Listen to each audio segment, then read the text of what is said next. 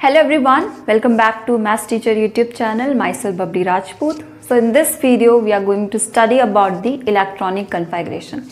Electronic configuration का मतलब होता है कि हम इलेक्ट्रॉन्स को किसी भी एटम में कैसे अरेंज कर सकते हैं, राइट।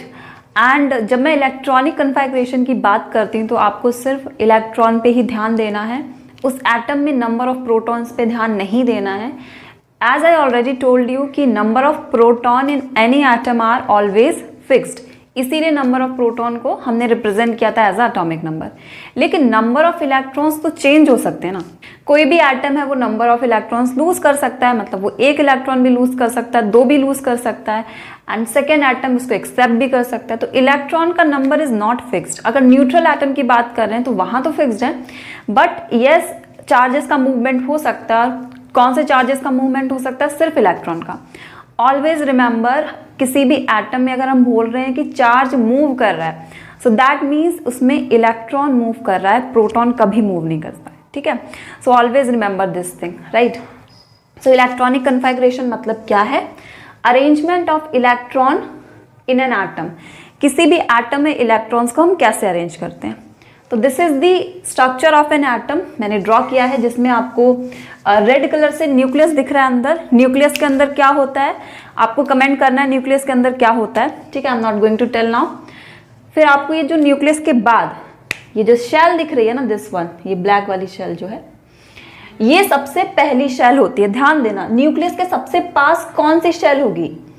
अगर मैं बोलूँ ये फर्स्ट शेल है या first energy level, this is second shell और second energy level, this is third shell और third energy level, this is fourth shell and fourth energy level. तो टेल मी कौन सी शेल है वो सबसे ज्यादा न्यूक्लियस के पास होगी? दिमाग लगाओ थोड़ा सा, तो आप बोलोगे मैम ये वाली शेल है वो सबसे ज्यादा न्यूक्लियस के करीब है, ठीक है।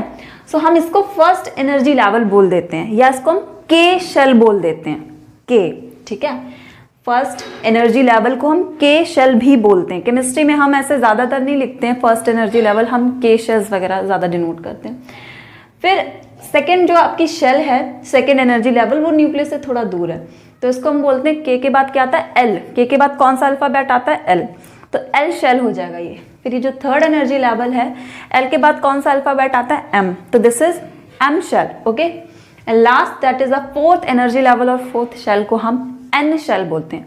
सो it's K L M N, alphabetical order है के एल एम एन। याद रखना हमने कहाँ से शुरू किया है, स्टार्ट यहाँ से मत करना, हम अंदर से स्टार्ट करते हैं। जो शेल न्यूक्लियस के पास होती है वहाँ से शुरू करते हैं, एंड देन हम आउटवर्ड मूव करते हैं। सो अंदर वाली शेल क्या है? K, then L, then M, then N, right.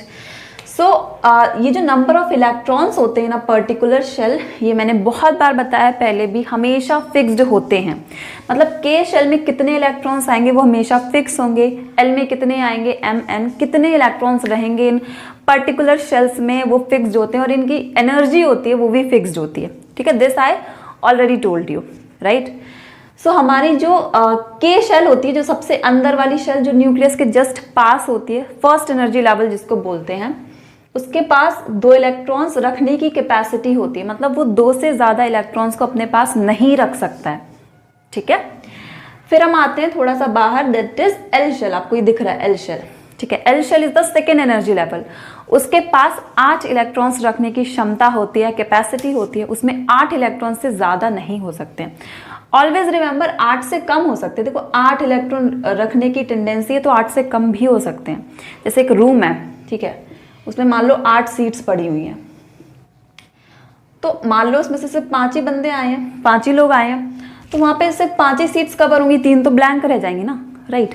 तो कैपेसिटी कितनी है? That is 8। मैक्सिमम कैपेसिटी कितनी है? 8। अब बैठ कितने भी लोग सकते हैं, राइट। लेकिन 8 से ज्यादा लोग आ गए उसमें, तो वहां पे सीट्स अवेलेबल नहीं है, तो उनको क्या होगा? वो बैठ नहीं पाएंगे, ठीक है। दैट इज हम कह सकते हैं उस रूम की कैपेसिटी कितनी है? 8 सीट्स की ही है, ओके।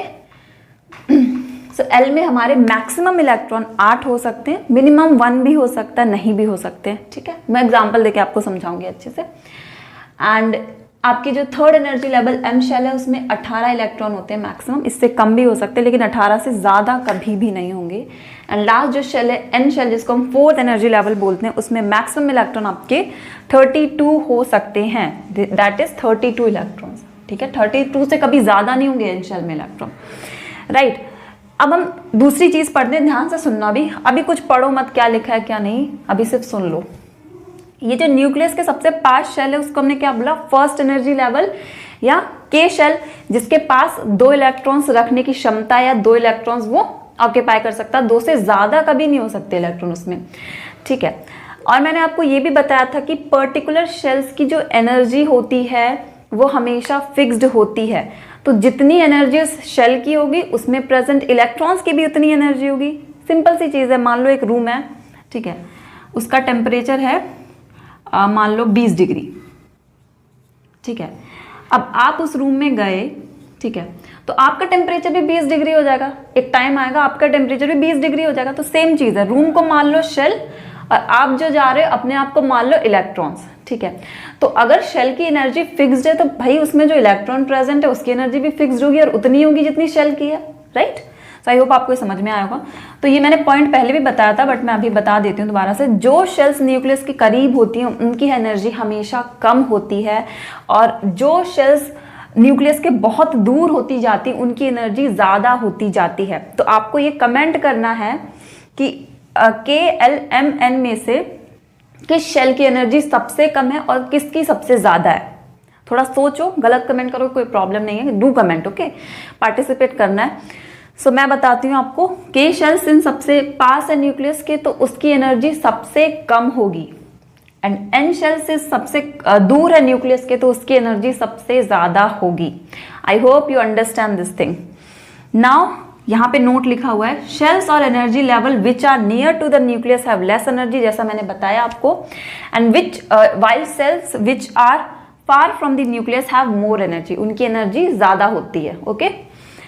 अब ये पॉइंट इंपॉर्टेंट है जो मैंने इन्वर्टेड कॉमास में और रेड मार्कर से लिखा है, बहुत इंपॉर्टेंट है।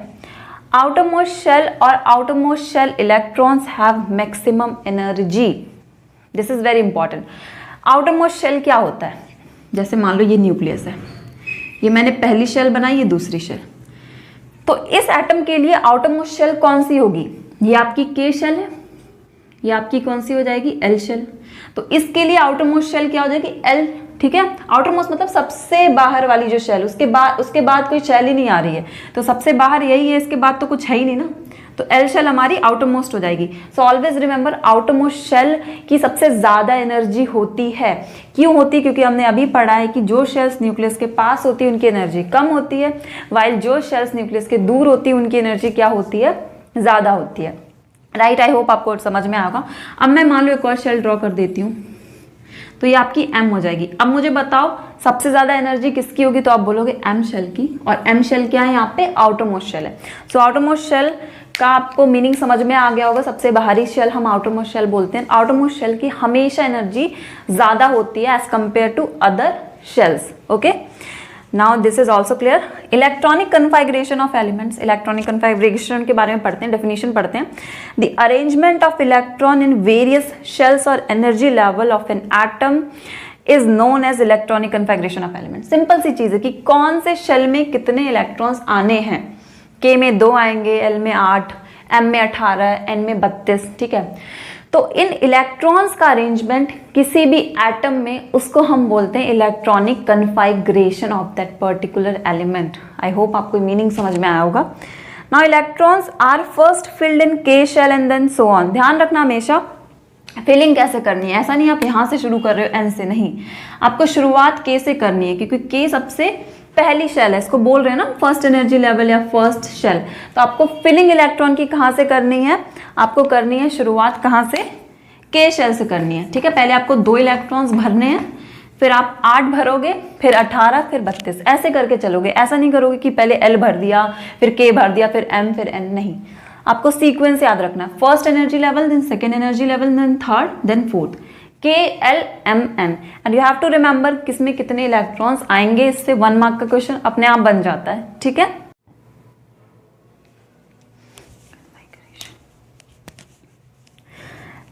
Number of electron filled in an atom are fixed, ये हम पढ़ चुके हैं कि पर्टिकुलर शेल में कितने इलेक्ट्रॉन्स होंगे वो फिक्स्ड है। मैं आपको एग्जांपल देती हूँ एक, ठीक है। जैसे सोडियम है, सोडियम में 11 इलेक्ट्रॉन्स प्रेजेंट होते हैं।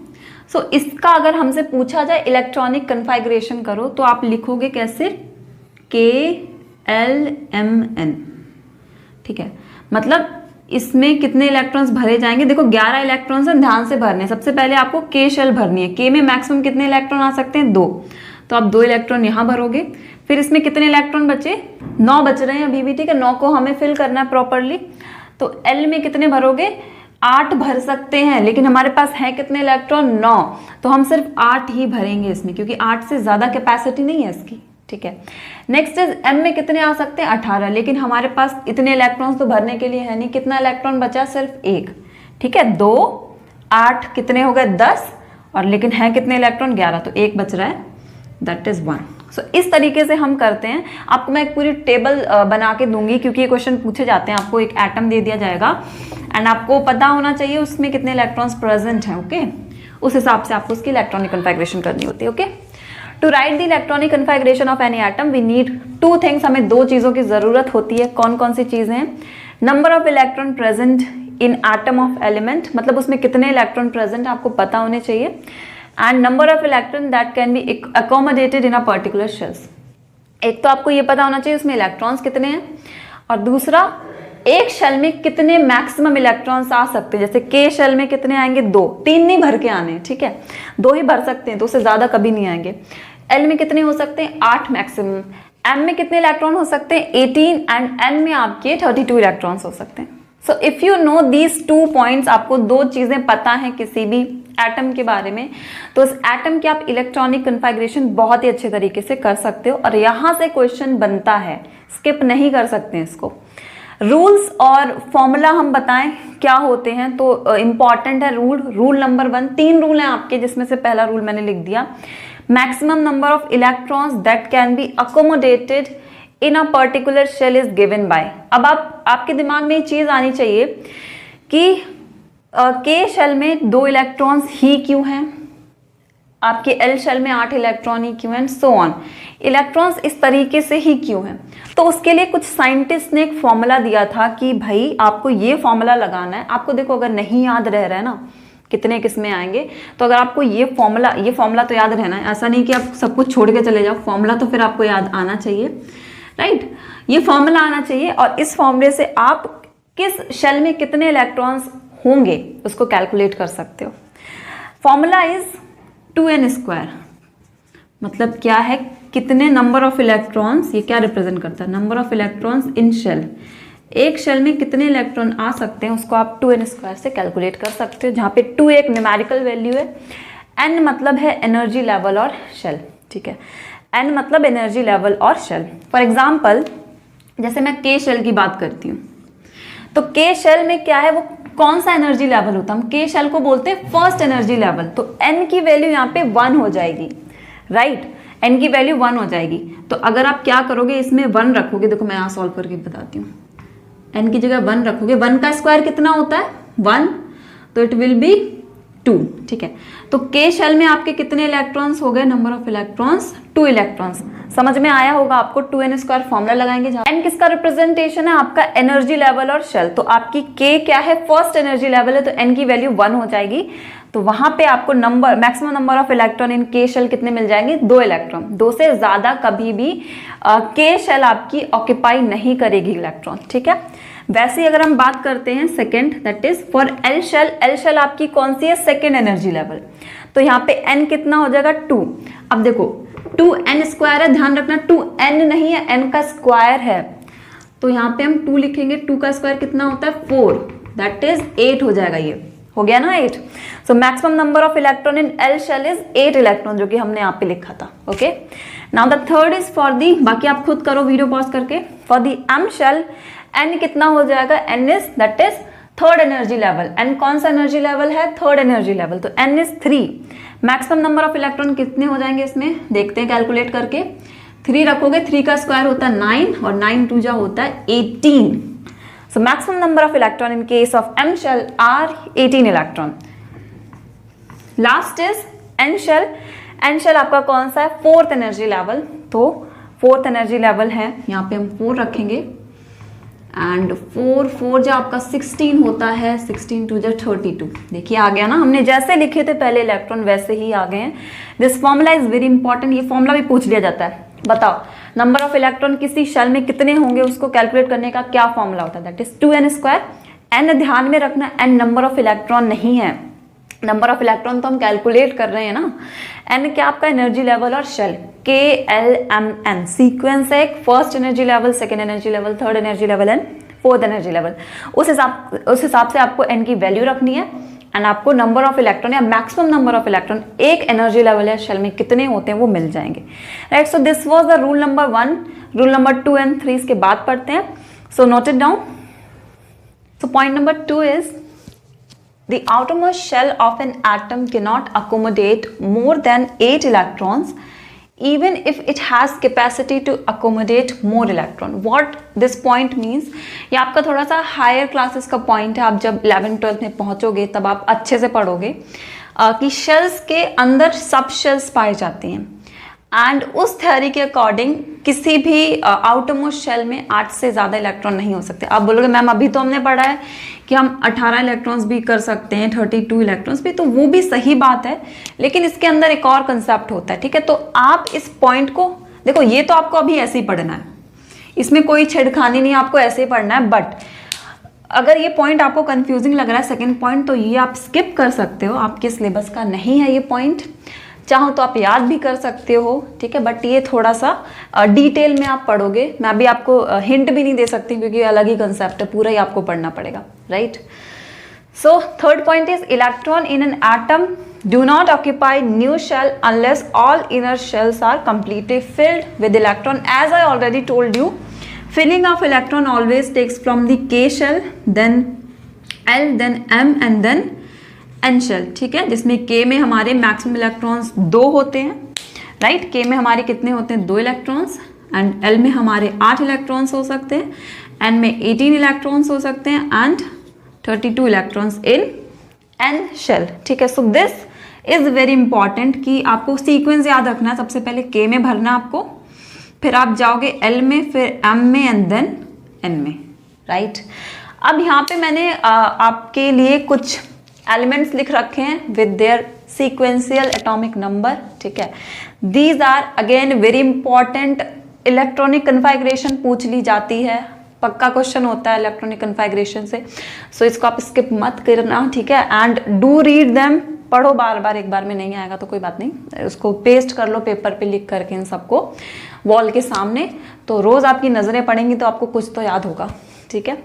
सो यहाँ पे हमारे पास 4 शेल्स हैं KLMN, जिसमें आपको पता है मैक्सिमम इलेक्ट्रॉन किस शेल में कितने हो सकते हैं, ठीक है, 2 8 18 32, बहुत बार रिपीट करा दिया है। अब हम ना फिलिंग करते हैं इलेक्ट्रॉन्स की, आपसे ऐसे पूछा जाएगा कि आपको एक एलिमेंट दे दिया जाएगा और आपको उसकी इलेक्ट्रॉनिक कन्फिगरेशन करनी होगी, मतलब उनके डिफरेंट शेल्स में कितने इलेक्ट्रॉन्स आएंगे आपको ये बताना होगा। So starting from the hydrogen, hydrogen के पास देखो हम न्यूट्रल एटम की बात कर रहे हैं, तो इसीलिए हमने एटॉमिक नंबर कंसिडर किया था। हमने बोला था ना, atomic number in case of neutral atom can be considered as the number of electron present in that atom, right. अगर न्यूट्रल एटम है तो उसमें सिंपल सी बात है, इलेक्ट्रॉन और प्रोटॉन बराबर होंगे, और आयंस से आपसे क्वेश्चंस भी नहीं पूछे जाते हैं, आयन से आपसे क्वेश्चंस हायर लेवल में पूछे जाएंगे, ठीक है, और अगर होंगे भी तो बहुत सिंपल क्वेश्चंस होंगे, okay. So don't worry about it, let's solve it. सबसे पहले हाइड्रोजन, हाइड्रोजन के पास कितने इलेक्ट्रॉन्स हैं, 1 इलेक्ट्रॉन है, ठीक है। तो K में कितने इलेक्ट्रॉन्स मैक्सिमम आ सकते हैं, 2, ठीक है, लेकिन उससे कम भी आ सकते हैं, 2 से ज्यादा नहीं आएंगे, मैंने बोला था ना कम इलेक्ट्रॉन्स आ सकते हैं लेकिन ज्यादा नहीं आएंगे। तो कोई पूछे हाइड्रोजन में आउटरमोस्ट शेल कौन सी है, तो इसमें सिर्फ K होगी क्योंकि इसके आगे इलेक्ट्रॉन ही नहीं है इसके पास, राइट। कोई पूछे L शेल में हाइड्रोजन में कितने इलेक्ट्रॉन्स होते हैं, तो वो होते हैं 0, लिखते नहीं है वैसे, मतलब ऐसे क्वेश्चन घुमा के पूछ लेते हैं, इसमें भी 0 इसमें भी 0, ठीक है, ये लिखते नहीं है 0 0, ओके, सिर्फ 1 ही लिखना हमें।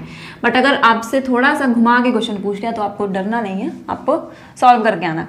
हीलियम में कितने इलेक्ट्रॉन होंगे, इसकी इलेक्ट्रॉनिक कन्फिगरेशन कितनी होगी, 2, ठीक है, क्योंकि K में मैक्सिमम 2 ही आ सकते हैं और इसके पास 2 ही इलेक्ट्रॉन होते हैं। हीलियम को थोड़ा सा मार्क कर लो, मैं भी थोड़ी देर में बताऊंगी क्यों मार्क करवाया मैंने। ओके, नेक्स्ट आता है लिथियम। तो इसमें 3 इलेक्ट्रॉन्स हैं, तो सबसे पहले के शेल में 2 इलेक्ट्रॉन्स भरे जाएंगे और के में मैक्सिमम 2 ही आ सकते हैं, तो ये शेल हमारी भर गई। अब हम आगे मूव करेंगे एल में, तो यहाँ पे कितने आएंगे, सिर्फ 1 इलेक्ट्रॉन बचा है हीलियम के पास, तो वो हमारा एल में आ जाएगा। ठीक है, नेक्स्ट बेरिलियम। अब आप खुद करो थोड़ा सा, बेरिलियम में के में 2 आएंगे, के शेल आपकी भर गई है, कितने इलेक्ट्रॉन्स बचे, 2, तो वो हमने एल में डाल दिए। ठीक है, नेक्स्ट इज बोरॉन। बोरॉन में सबसे पहले 2 यहाँ पे लिख लो और फिर यहाँ पे कितने आ जाएंगे आपके 3। ठीक है, सॉरी, कार्बन में कितने आएंगे आपके, के में 2 एंड आपका जो एल है उसमें कितने आ जाएंगे, 4 इलेक्ट्रॉन्स। ठीक है, आई होप आपको समझ में आ रहा है। फिर हम आते हैं नाइट्रोजन पे। नाइट्रोजन में यहाँ पे 2 इलेक्ट्रॉन्स आ जाएंगे, यहाँ पे 5। फिर आते हैं ऑक्सीजन, यहाँ पे 2 इलेक्ट्रॉन्स आ जाएंगे, यहाँ पे 6। देन हमारा फ्लोरीन, यहाँ पे 2 इलेक्ट्रॉन्स, यहाँ पे 7। नियॉन में 2 इलेक्ट्रॉन्स, यहाँ पे 8। ठीक है, अब नियॉन को भी मार्क कर लो। ये क्यों मार्क करवा रही है आपको मैं बताऊंगी जब मैं आपको सारी इलेक्ट्रॉनिक कन्फिगरेशन करा दूंगी तब। ठीक है, इससे क्वेश्चंस बनेंगे, सो मैं आगे आपको बताती हूँ। सोडियम में कितने इलेक्ट्रॉन्स पाए जाएंगे, देखो 11 इलेक्ट्रॉन्स है सोडियम में, सो 2 यहाँ पे आ गए, 8 यहाँ पे आ गए, कितने हो गए, 2 8 10, 1 इलेक्ट्रॉन बचा है, लेकिन हमारा एल शेल भी पूरा भर गया। क्यों, क्योंकि एल शेल में मैक्सिमम इलेक्ट्रॉन्स 8 आ सकते हैं, सो 1 इलेक्ट्रॉन कहाँ जाएगा, हमारे एम शेल में जाएगा। ठीक है, कितना इजी है देखो। मैग्नीशियम में कितने हो जाएंगे, 2 8 2। ठीक है, एल्यूमिनियम में कितने हो जाएंगे, 2 8 3। आपका सिलिकॉन में कितने हो जाएंगे, ये सिलिकॉन है आपका, उसमें हो जाएंगे 2 8 4। ठीक है, 2 8 4 कितना हो गया, 14। फास्फोरस 15 है, इसमें 15 इलेक्ट्रॉन्स है, तो ये जगह 2 8 5। ठीक है, सल्फर में कितना हो जाएगा, 2 8 एंड 6 हो जाएगा, राइट। ओके, क्लोरीन में कितना हो जाएगा, 2 8 और ये कितना हो जाएगा आपका 7। आर्गन में कितना हो जाएगा, 2 8 8। ठीक है, इसको भी आप मार्क कर लो। ओके, फिर हम आते हैं जिसमें 19 इलेक्ट्रॉन्स हैं, दैट इज हमारा पोटेशियम। सो पोटेशियम में हमारे हो जाएंगे 2 8। अब ध्यान रखना, आपको यहाँ पे 9 नहीं लिखना है, जैसे मैंने पॉइंट नंबर 2 आपको बताया था। ठीक है, कि किसी भी शेल में, आउटरमोस्ट शेल में आपके 8 से ज़्यादा इलेक्ट्रॉन नहीं हो सकते। इसका एक्सप्लेनेशन आपको हायर क्लासेस में मिलेगा। सो आपको चलना इस तरीके से, 2 8 फिर इसके बाद 8, आई एम सॉरी यहाँ पे 8 नहीं आएगा, यहाँ पे कितना बचा हमारे पास, 2 8 8, तो 2 8 8, यहाँ पे 8 लिखेंगे, यहाँ पे आप 9 मत लिख देना पोटेशियम में कि 2 8 9 19 हो गया, नहीं। जैसा कि सेकंड पॉइंट बता रहा है कि आपके आउटर मोस्ट शेल में कभी भी 8 से इलेक्ट्रॉन ज़्यादा नहीं होंगे, तो नहीं होंगे। ठीक है, बाकी किस में आ जाएगा, एन में आ जाएगा। ये इंपॉर्टेंट पॉइंट है, आपको 2 8 8 8 करके ही चलना है, भले कैसा भी आपको एलिमेंट दे दिया जाए। आपको इलेक्ट्रॉनिक कन्फिगरेशन करते टाइम ये ध्यान रखना है, 2 8 8 8 करके ही चलना है। ठीक है, लास्ट बचा आपका कैल्शियम, तो उसमें हो जाएगा आपका 2 8 8 2, राइट। आपको अभी कंफ्यूजिंग लग रहा होगा ये, बट मैं इसका एक्सप्लेनेशन आपको यहाँ दे भी नहीं सकती हूँ, क्योंकि एक बिल्कुल नया कंसेप्ट है, आपको सब कुछ चीज़ें ही बतानी पड़ेंगी मुझे। ऑलवेज रिमेंबर, हमेशा आपकी किसी भी शेल में, आउटरमोस्ट शेल में 8 इलेक्ट्रॉन से ज़्यादा नहीं हो सकते हैं। ठीक है, ये रिप्रेजेंटेशन इस तरीके से क्यों है ये आपको हायर क्लासेस में पता चल जाएगा। दोनों चीज़ें आपको याद रखनी है कि मैक्सिमम इलेक्ट्रॉन किसी भी शेल में कितने अकोमोडेट हो सकते हैं एंड इलेक्ट्रॉनिक कन्फिगरेशन कैसे करते हैं, दैट इज़ वेरी इंपॉर्टेंट। अब जो मैंने आपको मार्क करा है ना, हीलियम, नियॉन एंड आर्गन, ठीक है, तो मैं आपकी नॉलेज के लिए बता देती हूँ कि हीलियम, नियॉन एंड आर्गन हैं जो आपकी वो नोबल गैसेस होती हैं। आर्गन, राइट, ये आपकी होती है noble gases. And noble gases में क्या होता है, उनकी जो इलेक्ट्रॉनिक कन्फिगरेशन होती है वो हमेशा फुलफिल्ड होती है। दिस पॉइंट इज बिट थोड़ा सा एक्सट्रीम था, बट मैंने सोचा आपको बता देती हूँ। फुलफिल्ड कन्फिगरेशन होती है इनकी। क्या मतलब होता है फुलफिल्ड कन्फिगरेशन का, अगर आप इनको ध्यान से देखो सॉरी, तो इनका जो आउटर मोस्ट शेल है, कोई से भी शेल है, वो हमेशा फिल्ड है विद ऑल दी इलेक्ट्रॉन, जितने भी मैक्सिमम इलेक्ट्रॉन उसमें आ सकते हैं उससे फिल्ड है। जैसे कि हीलियम के केस में के में कितने मैक्सिमम इलेक्ट्रॉन आ सकते हैं, 2। तो वो पूरा फिल कर रखा है इसने, ठीक है। वैसे नियॉन के केस में K में 2 इलेक्ट्रॉन है, वो भी फुलफिल्ड है। एंड L में कितने मैक्सिमम इलेक्ट्रॉन आ सकते हैं, अगेन 8 आ सकते हैं, ठीक है। तो वो भी इसने क्या किया, फुलफिल कर रखा है। बाकी आप सोडियम को देखो तो यहाँ पे 2 8 1 है, बल्कि 8 में मैक्सिमम इलेक्ट्रॉन कितने, M में मैक्सिमम इलेक्ट्रॉन कितने आ सकते हैं, 8 आ सकते हैं, ठीक है। तो वो यहाँ पे नहीं शो हो रहा है, तो इसीलिए हमने नियॉन को चूज किया, क्योंकि यहाँ भी 2 लिखा है, यहाँ पे भी 8 लिखा है। एंड लास्ट आप अर्गन देखो तो यहाँ पे 2 8 8 लिखा हुआ है, मतलब क्या है कि ये भी क्या है, फुलफिल्ड इलेक्ट्रॉनिक कन्फिगरेशन है। मतलब ये है कि इसने मैक्सिमम इलेक्ट्रॉन जितने एक शेल में आ सकते हैं उतने ऑक्यूपाई कर रखे हैं।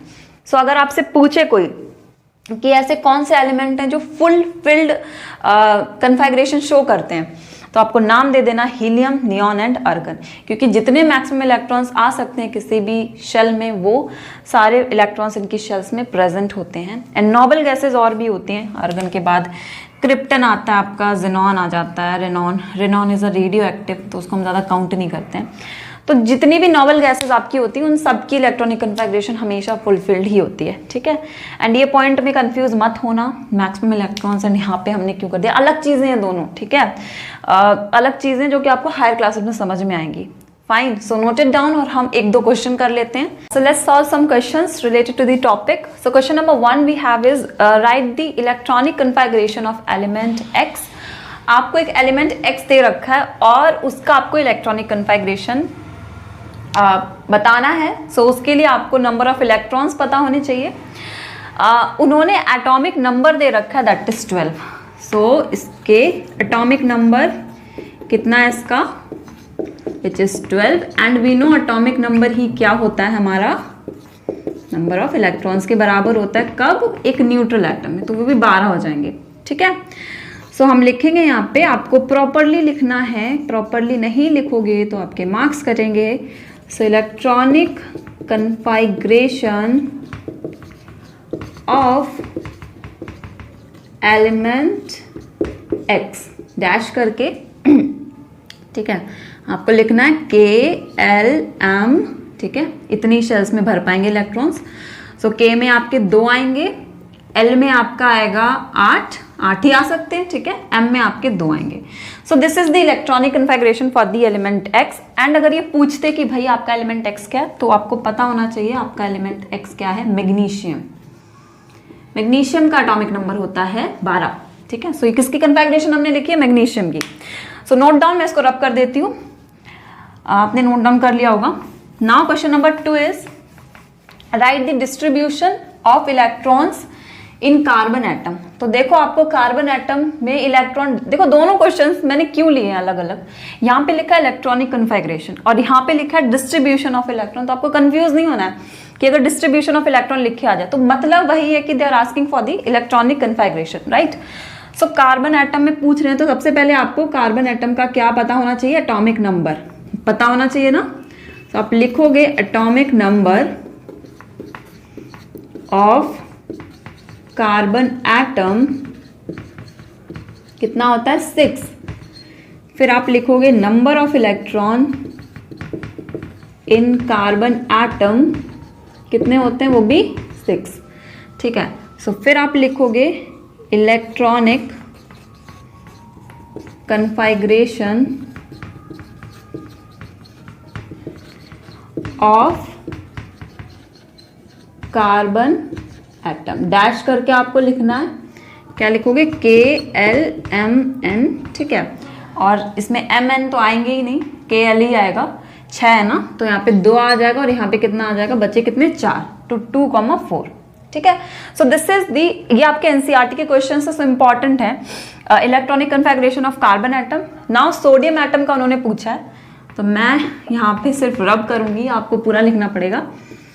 सोडियम एटम का आपको सबसे पहले एटॉमिक नंबर पता होना चाहिए, that is how much, that is 11, ठीक है, 11 होता है। सो number of electron in sodium atom आपके कितने हो जाएंगे, वो भी 11 हो जाएंगे, क्योंकि सोडियम एटम हमारा न्यूट्रल है, तो नंबर ऑफ इलेक्ट्रॉन्स बराबर होंगे प्रोटॉन्स के। इलेक्ट्रॉनिक कन्फिगरेशन के लिए हमें M शेल भी लानी पड़ेगी, क्योंकि इसमें 11 इलेक्ट्रॉन्स हैं। सो यहाँ पे 2 हो जाएगा, यहाँ पे 8 और यहाँ पे 1। सोडियम का इंपॉर्टेंट है, बहुत बार रिपीट किया गया तो पूछा जा सकता है। मैंने भी एग्जाम्पल जब भी लिए तो सोडियम के ही लिए, ठीक है, तो इसको ध्यान में रखो।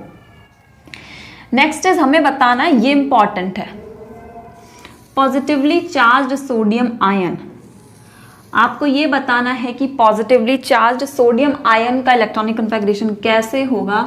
तो सबसे पहले आपको ये समझना होगा कि पॉजिटिवली चार्ज्ड सोडियम आयन क्या होता है।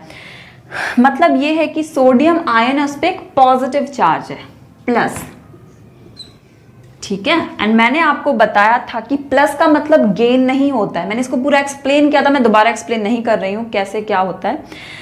पॉजिटिव जब भी आपके किसी चार्ज पे लगाओ तो मतलब वहां से इलेक्ट्रॉन बाहर गया है, ठीक है, इलेक्ट्रॉन वहां से बाहर गया।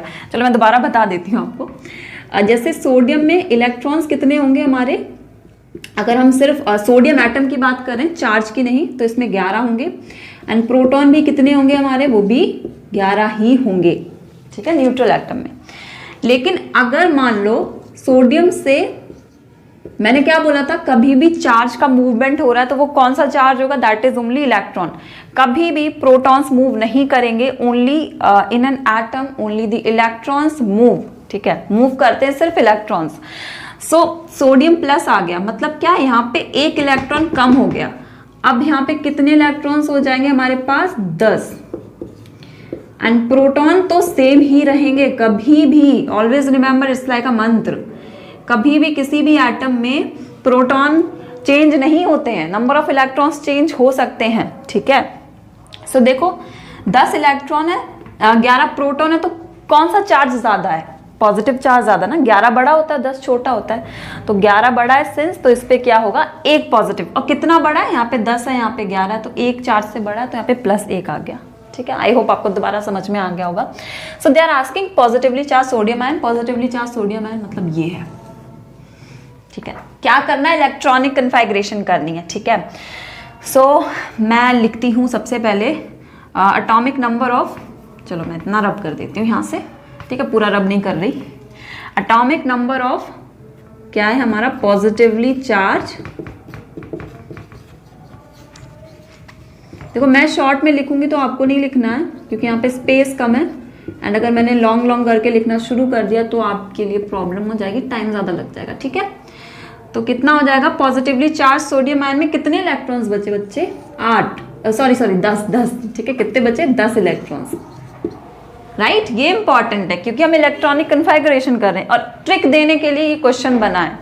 एक इलेक्ट्रॉन रिमूव हो गया, पॉजिटिव चार्ज का मतलब क्या, एक इलेक्ट्रॉन रिमूव हो गया। So number of electrons are how much now, 10 electrons. So number of electron in positively charge ion, वो भी कितने हो जाएंगे, 10 इलेक्ट्रॉन। अच्छा इस लाइन को हटा दो आप, ये ठीक नहीं रहेगा, ये एटॉमिक नंबर की बात नहीं करें हम, सिर्फ इतनी लाइन लिख लो आप, ठीक है। Number of electron in positively, मुझे ये भी रब करना पड़ेगा, चार्ज सोडियम आयन, Na मत लिखना, सोडियम लिखना, तो 10 इलेक्ट्रॉन्स हो जाएंगे, ठीक है ना। इलेक्ट्रॉनिक कन्फिगरेशन कितना हो जाएगा, इलेक्ट्रॉनिक कन्फिगरेशन हमारा हो जाएगा KLM, लेकिन यहाँ पे M में से जो इलेक्ट्रॉन एक था बेचारे सोडियम के पास वो तो चला गया, तो M शेल भी उड़ गई हमारी पूरी, ठीक है। अब ये ध्यान देना, इसमें फुलफिल्ड कन्फिगरेशन बोलते हैं इसको, बताया था ना मैंने, ये किसकी तरह कन्फिगरेशन हो गया, ये हमारा हो गया नियॉन की तरह कन्फिगरेशन। नियॉन का भी सेम होता है, ठीक है, क्योंकि इनकी जो शेल्स है वो पूरी फुलफिल्ड है, इसमें भी 2 इलेक्ट्रॉन्स हैं, इसमें भी 2 इलेक्ट्रॉन्स हैं, इसको फुलफिल्ड कन्फिगरेशन कहते हैं। आई होप आपको ये समझ में आया होगा, ठीक है। मैं रब कर दूं इसको, नेक्स्ट क्वेश्चन पे बढ़ते हैं। If both K and L, बड़ा इंटरेस्टिंग क्वेश्चन है, if both K and L shells of an electrons are filled, ठीक है। अच्छा बताओ K में कितने इलेक्ट्रॉन्स हो सकते हैं, मैक्सिमम 2, ठीक है। L में आपके कितने इलेक्ट्रॉन्स हो सकते हैं, मैक्सिमम 8, ठीक है, KL, ओके।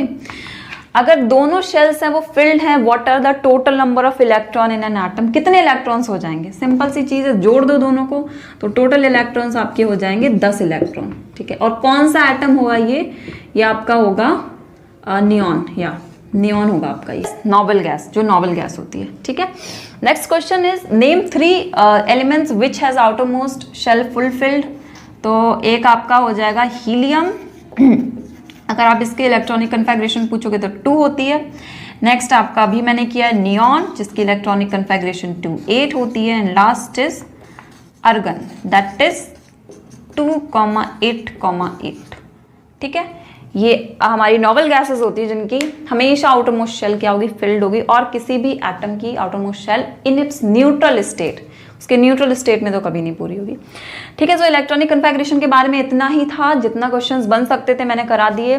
अगेन हमेशा कॉन्सेप्ट्स को दिमाग में क्लियर रखना है एंड बार बार प्रैक्टिस करो, इससे क्वेश्चन पक्का पूछा जाएगा। ठीक है, टेबल को ज़रूर याद करना 1 to 20 जो भी एलिमेंट्स हैं उनके बारे में। So thank you so much for watching this video. हम कल फिर मिलते हैं।